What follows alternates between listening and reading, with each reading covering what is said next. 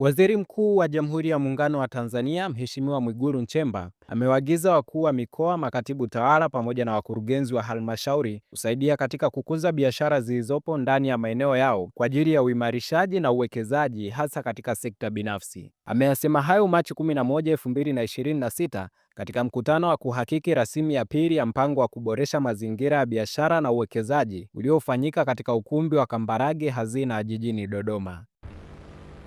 Waheshimiwa wakuu wa mikoa, makatibu tawala na wakurugenzi wa halmashauri, tubebe jukumu la kuwa wa kwanza katika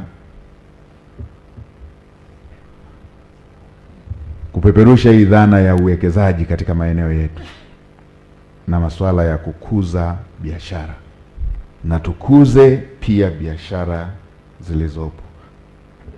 Sasa sisi huku nikawaambia, ikitokea biashara ambayo alishakuwa hata mlipa kodi mkubwa akayumba kidogo, ndo tunaenda kufunga tunammalizia hivyo hivyo. Na kwenye benki ameshakopa, ameshalipa 80%, kayumba na 20%, tunaenda kuuza ile collateral kwa hasara, tunammalizia. Hiyo treatment ya aina hiyo kwa sekta binafsi lazima iwe na mtazamo mpya, lazima iwe na mtazamo mpya.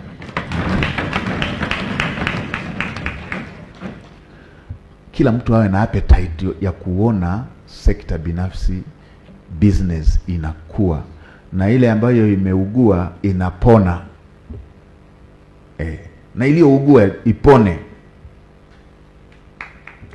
Ndio. Pia amewaagiza kuandaa taarifa za viwango vya uwekezaji na ukuzaji wa biashara katika mikoa yao.